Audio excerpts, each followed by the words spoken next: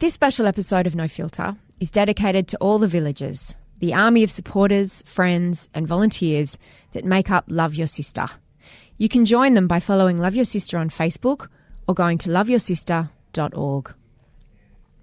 Before we get started, this episode is a little bit sweary, so just warning you. Hi, I'm Mia Freedman. Welcome to No Filter. Since Connie Johnson died of cancer over a week ago, a lot of people have been grieving her loss, and they've also been worrying about her brother Sam. Ever since Sam and Connie and the Johnson family decided to take her very private cancer battle public and launch the Love Your Sister campaign to raise money for all the families who are fighting cancer, Sam has become like Australia's little brother. Women feel protective of him, and never more so than right now in the days after Connie's death. On Sunday, Sam generously invited us to Canberra to join his family and Connie's closest friends before her funeral. We didn't know what to expect. We were very mindful that we wanted to be respectful and we didn't want to intrude.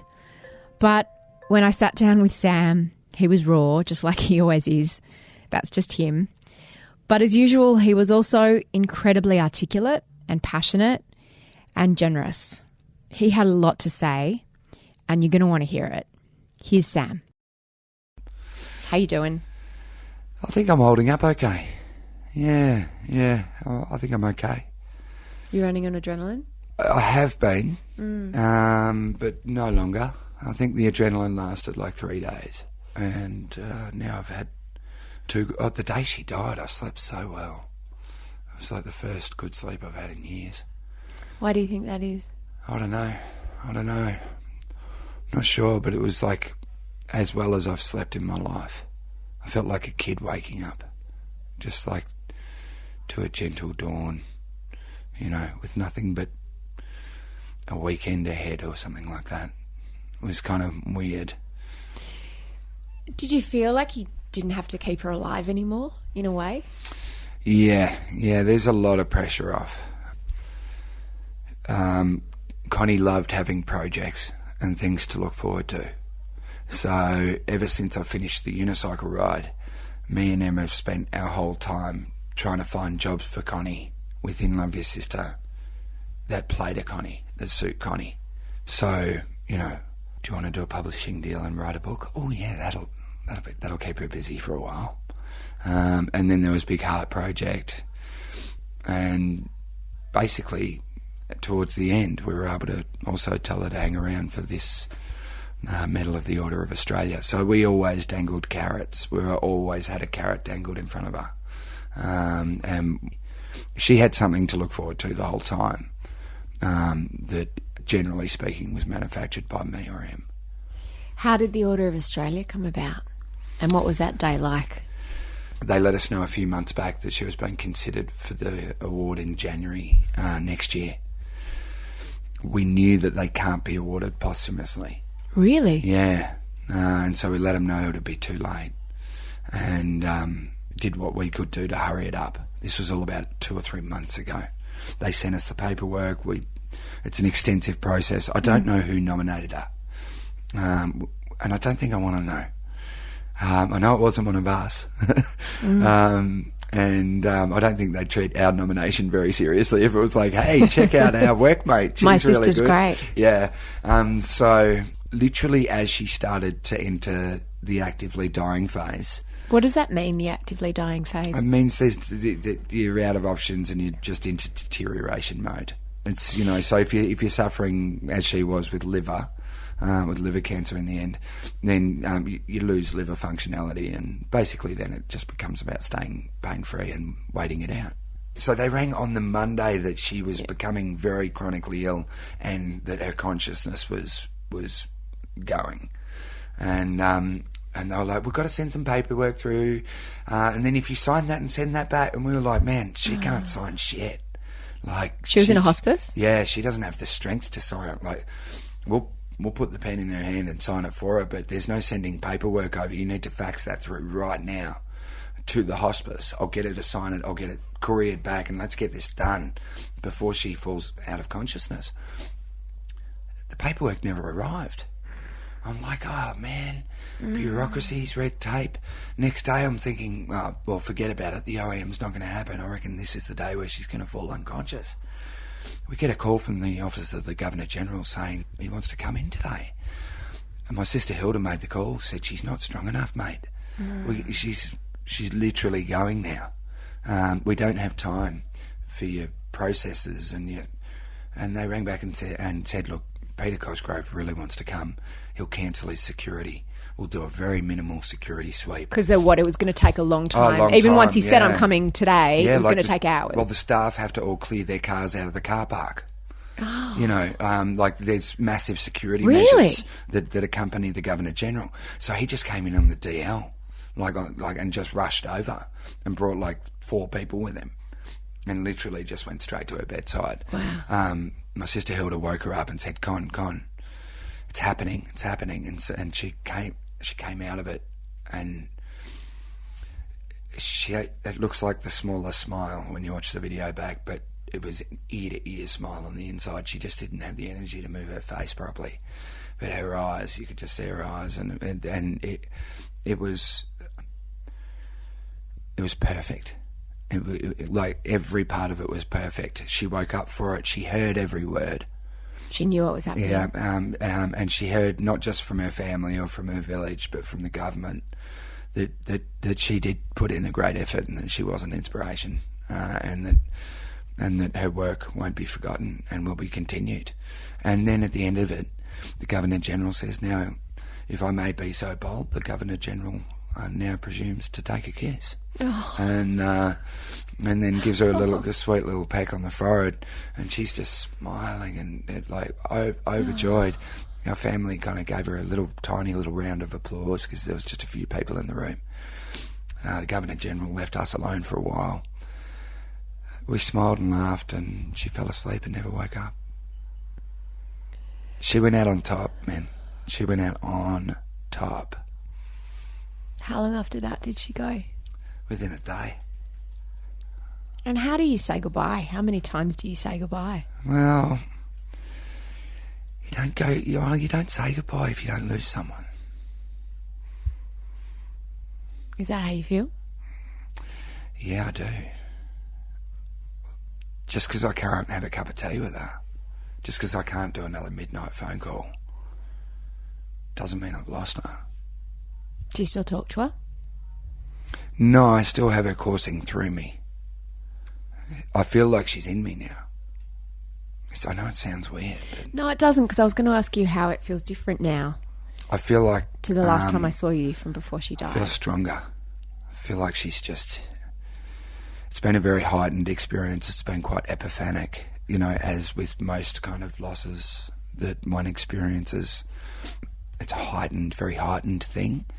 All of the lessons that I endeavoured to learn from my sister over the years, and there were many, I learnt really well. The reason I've got a good life and the reason I judge myself to be a decent person is because I've learnt well from the smartest people around me.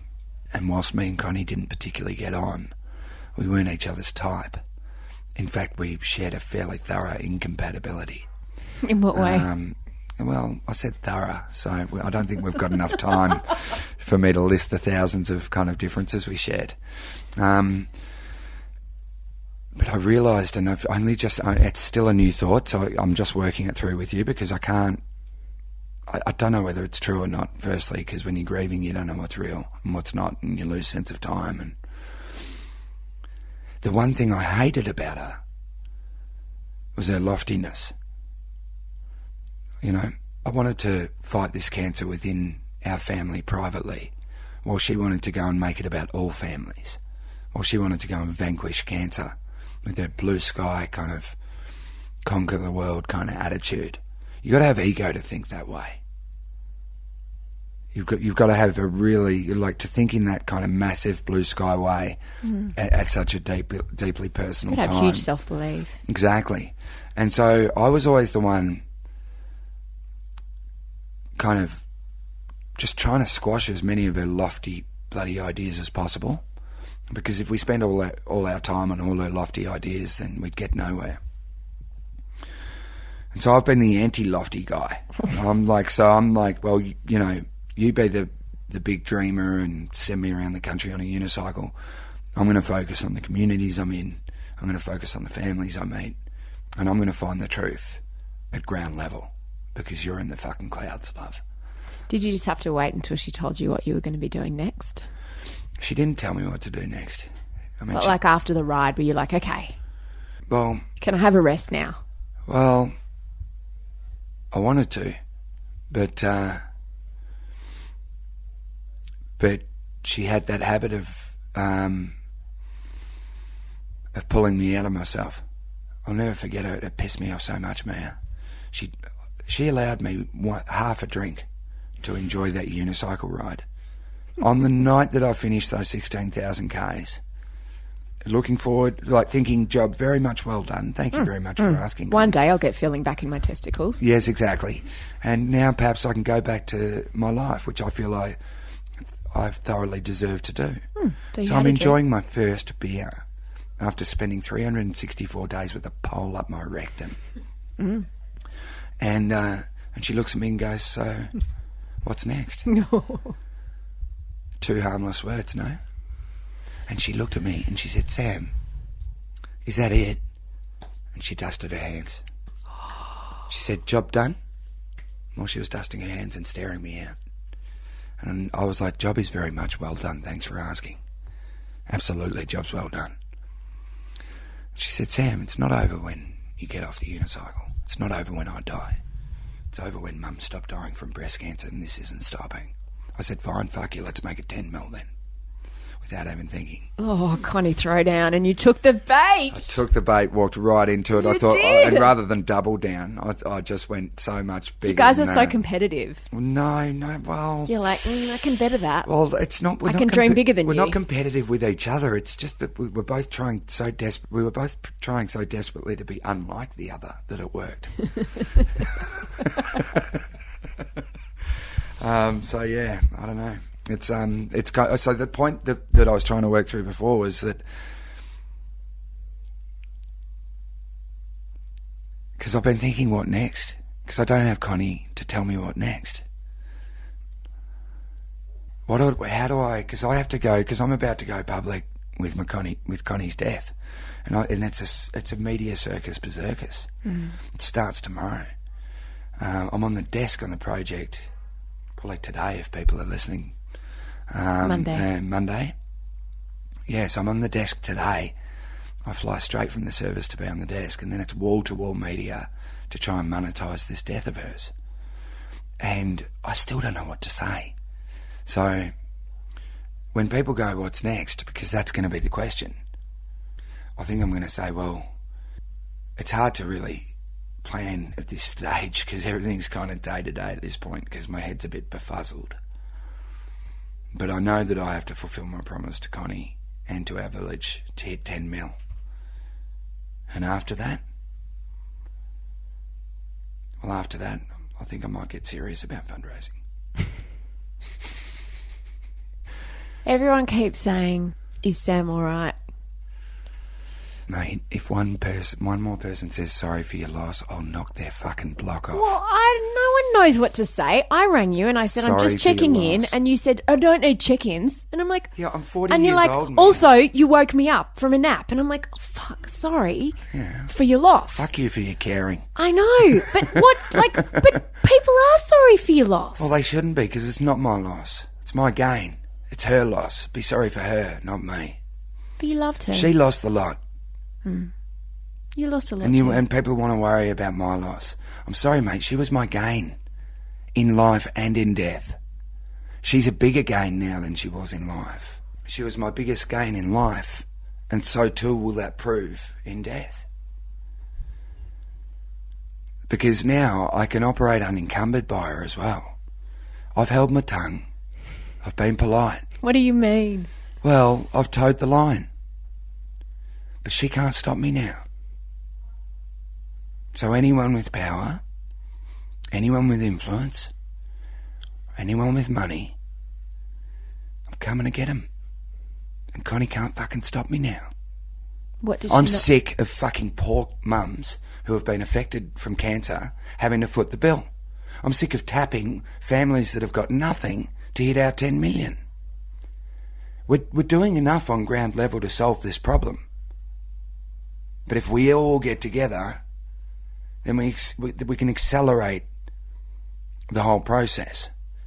So I'm thinking maybe Connie was just training me. Maybe this was my apprenticeship.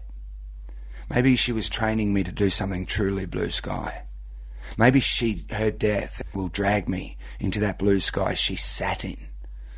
And maybe I can do way more than I thought I could. So I'm wondering whether the lesson from losing my sister is that this is the start, not the end. And then I'm thinking maybe Connie is turbocharging me to the point where I get up on the project tomorrow night and I say, you know what, I've fucking given myself a job today. And I am now head of cancer vanquishment in Australia. If anyone else wants that position, come to me and let's talk it through, and I'll debate it publicly. But I honestly feel there is no better person to hold that position. I'm nominating myself as that person now. And if you've got money, power or influence and you haven't spoken to me yet, prepare for me. Connie's upstaged me my whole life, but never more than from the grave. She came to me a couple of years ago wanting to support the Medical Research Future Fund. Remember that very unpopular $6 GP copayment? Yes. Yeah? I do. Connie wanted Love Your Sister to throw their support behind that. The idea was that the government would raise $20 billion to put into a fund, and that all the interest, apart from a bit that would go back into it to make it grow, all of the interest would be spent on medical research. So that it's constantly funding, constantly growing thing. It would mean that we'd literally start doubling and trebling the amount we spend on research. But I was opposed to it because it wasn't means tested. Everyone had to pay for it, and our villagers are poor. Our villagers can't afford another $6 when they go to the GP. It was a hot potato. I didn't want to get political. I said to Connie, are you kidding me? No way, not going near it. There's no way Love Your Sister is that organisation. We're not political, we're community. Because that was part of the most unpopular budget ever, Tony Abbott's budget. And she said, can I work on it privately? I said, do what you want, just make sure no one fucking knows. Well, 2 days after Connie dies, I open the newspaper, and some of the smartest people in the country have said that fund would never have gotten through Parliament without her. She was trawling the halls of Parliament House while she was sick, in her wheelchair, in chronic pain, seeing every minister, to encourage them to support this Research Future Fund. And some of the most acute scientific and political minds joined up in the days after she died to say that they firmly believe that fund wouldn't have been established by a lobbyist or a minister, but that it could only have been done through a human face. The first round of funding's been unlocked from that Medical Research Future Fund, and it got released just before Connie died, and it was $66 million. And it's not us saying that Connie helped get that over the line. It's people from within the medical research industry and from people within government. So while I was shaking tins and bleeding poor people dry, she was shaking it up in Canberra and saying, you know what, I see the bigger picture. If we all have to pay $6, that's fine. It could be any of our kids. We should all want to pay that $6. It's for all of our future. So she saw it as... She saw it bigger than I did. So if she's helped me learn how to raise $7 million on a community level, and she's also been smart enough to play the bigger game, the chess game, with the people that make me nauseous.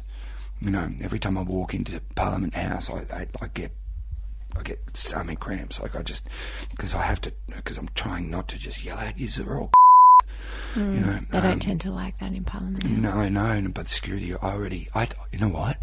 I waited till I got out and then of you the yelled building, it? and then I just yelled. I just went, but really loud, and then all the feds were on me because I seemed mentally unstable near Parliament House, and I got booted. But I was like, I waited till I got out of the building, you fuckers. I was being polite. So I think I've realised, Mia, that Connie's lesson to me isn't just that this is all bigger than me and Con. It's that somebody from ground level's got to get through to these guys on the hill. I don't know, I'm still working through it. I don't know, you know, it's... My short-term goal is to get to 10 million and to celebrate Connie with the private service tomorrow and the public service coming up, and to make sure that it's faultless and that it's perfect and that it's everything she deserves. Did she help plan those services? Yeah, we planned them all together. Well, the private she planned. I wasn't allowed to speak at the private, and I was kind of thought I'd earned the right and wanted to. So she gave me the consolation prize of organising the public service. So you don't get to speak, but here's a job. Yeah. Delegating until the end. Yeah, and so I took the public service to the gang, and I'm not on that list either. Well, I was going to ask you about that. Maybe I am getting good at back end. Because I didn't even realise that Connie had a sister and another brother. Yeah. We had to keep it simple, soundbitey for media. Yeah. But yeah, this is a whole of family approach. And there's nephews, and there's obviously Connie's husband and her kids. Yeah. How much of it has been you taking one for the team in giving them privacy by stepping up, and you're obviously more comfortable with the media, you know how it goes, and how much of it has felt like a burden that you've got to shoulder all of it? It's never a burden. It's always a responsibility. As soon as you find a responsibility onerous, you've lost your understanding of the responsibility, and it turns into a burden. And then you start kind of toxifying something that's good. I mean, after 1,000 community events, you know, it's hard to maintain that thinking. It's easy to get tired and cranky and kind of over it. But what was the question? Just about you being the face. I mean, today you were very keen for me to talk to the women in Connie's life. Yeah. Why is that? Well, because I'm just the fella at the front, mate.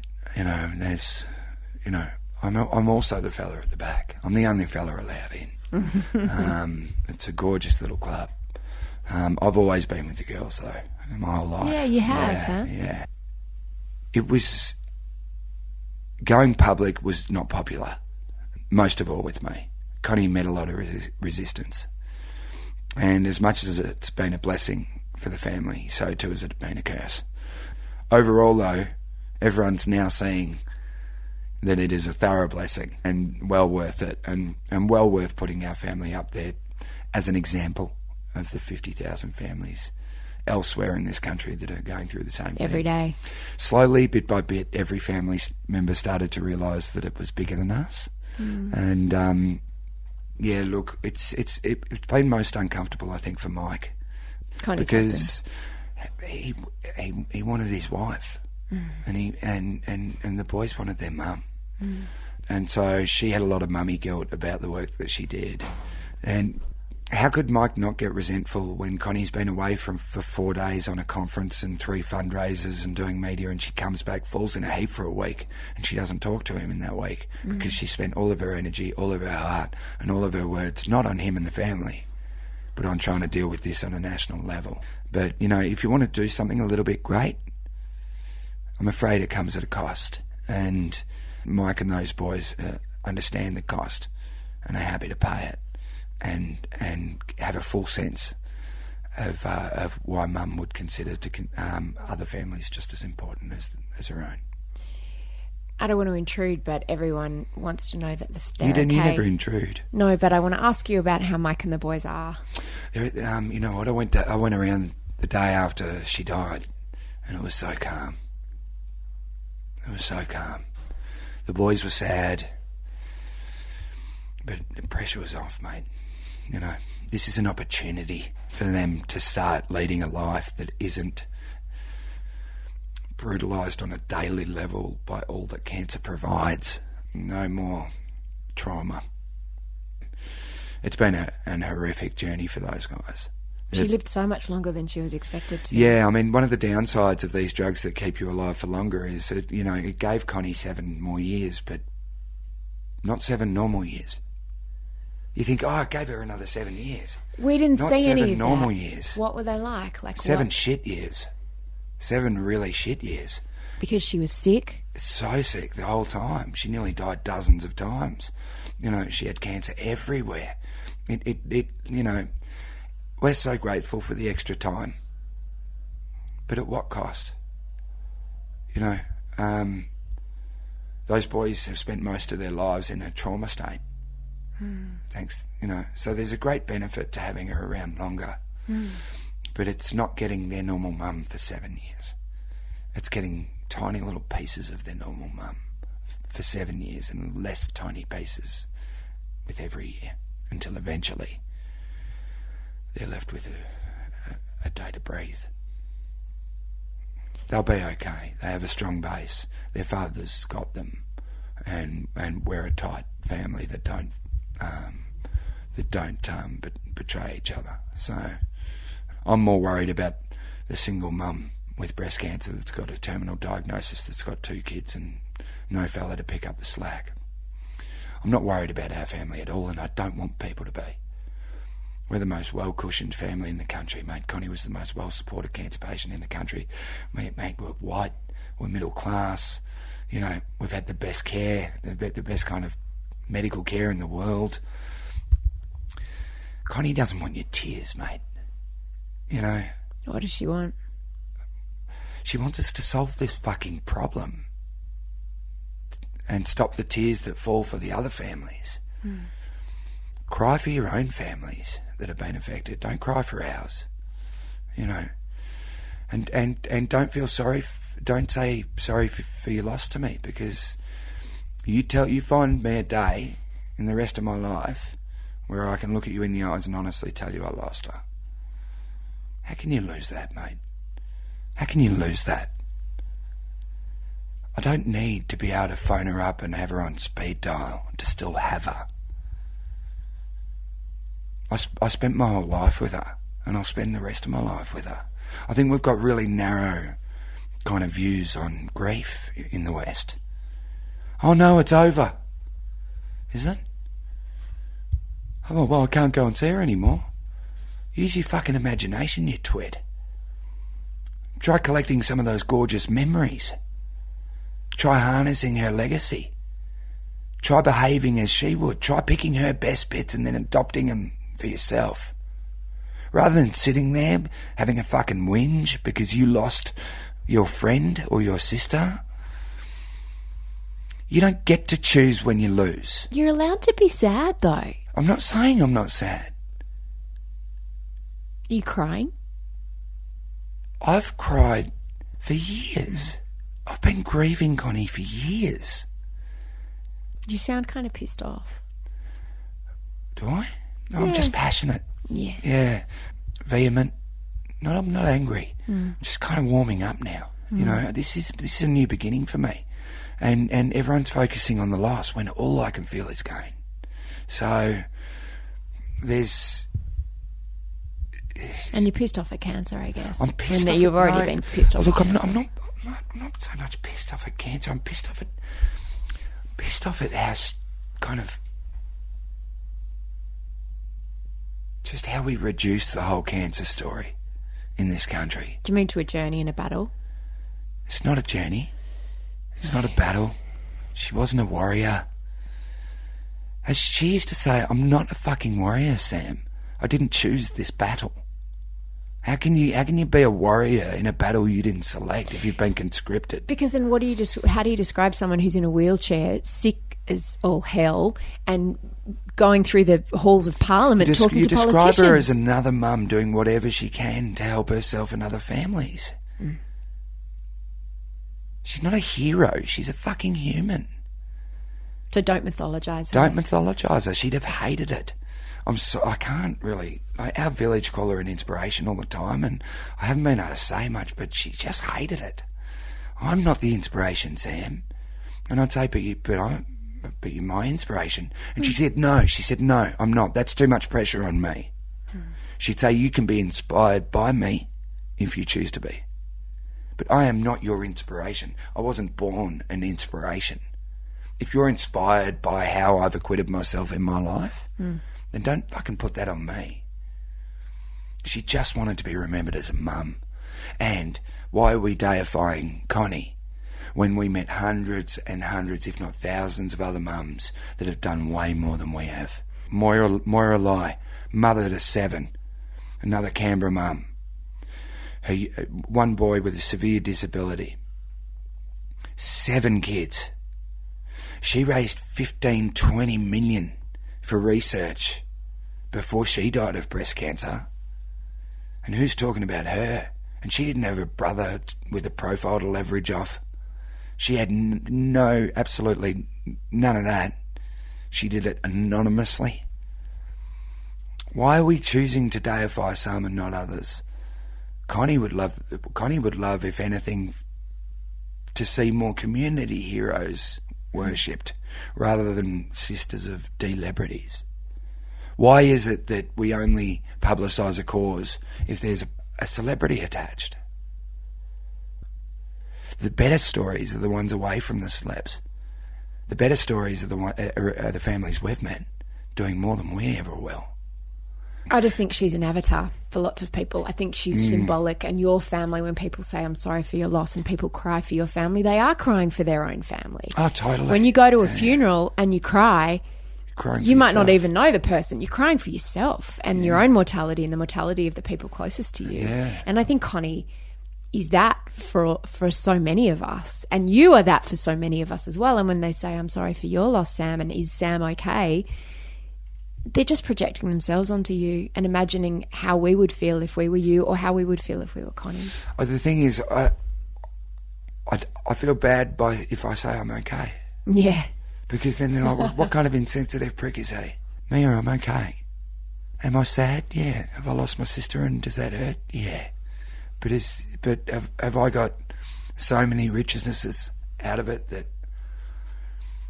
I'm okay? Yeah. You've experienced a shed load of tragedy, and most of the loss that you've experienced in the past has been sudden. Harder or easier having 7 years to say goodbye and knowing that something's coming? I'd say much easier. Yeah. I mean, how much do you hate that not being able to say goodbye thing? You know, or leaving things with it.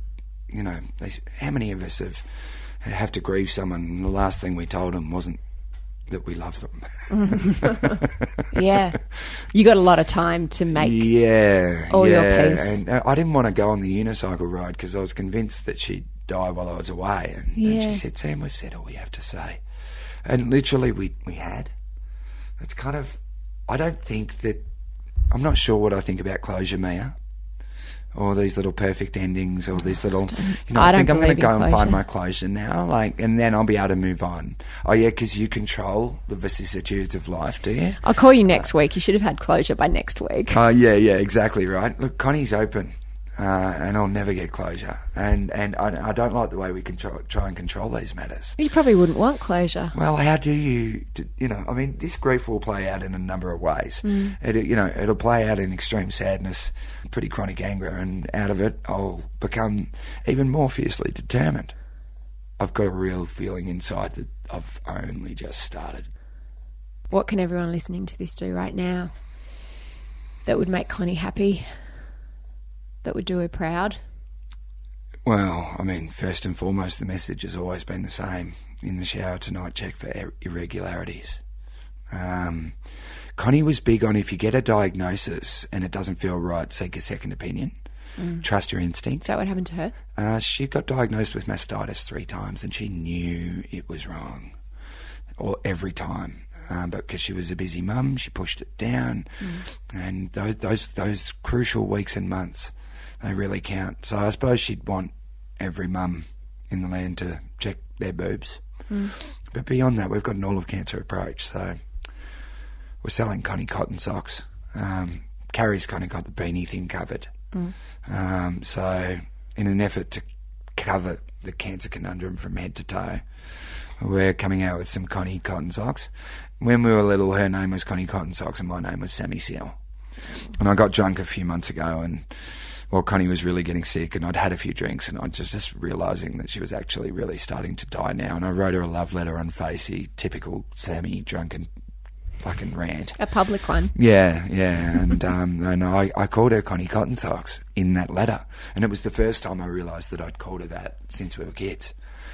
2 days later, I get a call from a primary school saying, we want to run a Connie Cotton Socks fundraiser. We're going to do it next week. Do you want to come to the school? I told Connie about it. She's like, get down there. Tell me how it went. I go down there. There's 550 kids with coloured Connie Cotton Socks on. They raised a mozza for a school. It was like $2,500. Wow. And you're happy to go to a school just to speak to them. Yeah. But when they give you a $2,500 check, it's like, yeah. And I went back to hospice, and I said to Con, these Connie Cotton Socks, there's something in this. Should we do some Connie Cotton Socks and sell them, and it can go to the cause? And she said, that's a great idea. And I said, but there are men in our village, and I know that pink is gender neutral now. Mm-hmm. But not all blokes are going to want pink Connie Cotton Socks. What about, I don't know, some blue socks, some little Sammy Seal socks? And she said, without skipping a beat, she said, Sam, you've done this your whole life. I said, what? She said, you have to turn everything into a sockularity contest. So she's going to win this one because she'll stop at nothing.